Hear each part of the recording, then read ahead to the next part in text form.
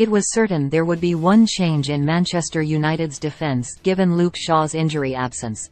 Not many people were expecting there to be three, though.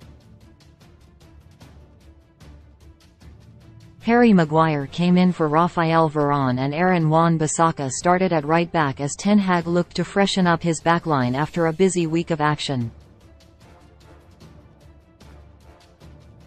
The experiment largely paid off, with Wan-Bissaka impressive on his return to the side, while Maguire did enough but did not exactly catch the eye. It wasn't the same for Malaysia though, who was a noticeable downgrade on Shaw and had a day to forget. They must hope that the England international is back before they are made to miss him again. United could have scored 5 times in the opening 12 minutes of the match, but somehow failed to do so on every occasion. First, there was a botched 3-on-1 on the break that faded into nothing, and moments later, Rashford fired close to Pickford when played through on goal. Antony failed to pick out Rashford when he raced through on goal, and from the resulting corner, the Brazilian's brilliant effort cannoned off the post before Aaron Wan-Bissaka somehow dragged the rebound wide of an open goal. United had 21 shots in the first half against Everton, their most on record, since 2003-04, in the first half of a single Premier League game, and the most by any side in the opening 45 minutes of a match this season. Yet it was only enough for them to find the back of the net once. Anthony Martial's second-half goal boosted the scoreline, but they had enough good chances to score 5 or 6 against an Everton side that gave them so many. It was a combination of misfortune and misfiring, but against the best sides, such profligacy simply can't be catered for.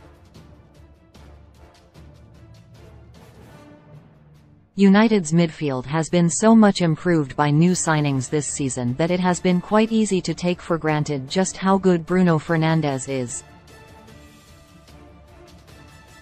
The Portuguese has often been the unsung hero of the United side, playing in 47 of a possible 49 matches, and doing so across a range of different positions to suit the greater needs of the team. He has embraced the responsibility of being the club captain throughout most of the campaign, and although he lost the armband to Maguire against Everton, it was he who led by example. Fernandes was effortlessly brilliant in the deeper midfield role, orchestrating the attacks like a quarterback but also doing the dirty work required. It will be fascinating to see where he plays once they have a fully fit midfield again. It was a huge boost for United to have Christian back in the squad, and it was even better to have him on the pitch in the second half.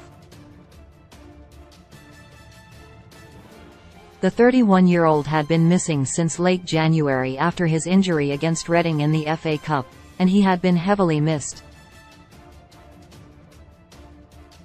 United remained strong in the cup competitions but won just 4 of their 8 league matches without him, with his loss felt almost as heavily as Casemiro's this season. His impact on this match was not very notable, but it was warming to see the standing ovation for him when he marked his Old Trafford return. With him back, Ten Hag can finally start playing the way he wants his side to again. Anthony Martial is still not deemed fit enough to start matches for United, but he demonstrated again that he still has a role to play between now and the end of the season.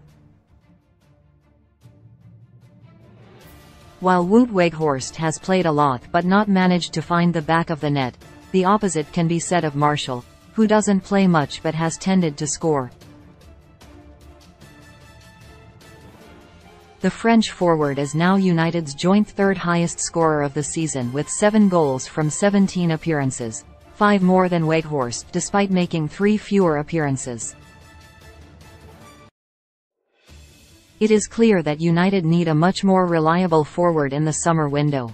But they might as well make the most of Martial until they get there.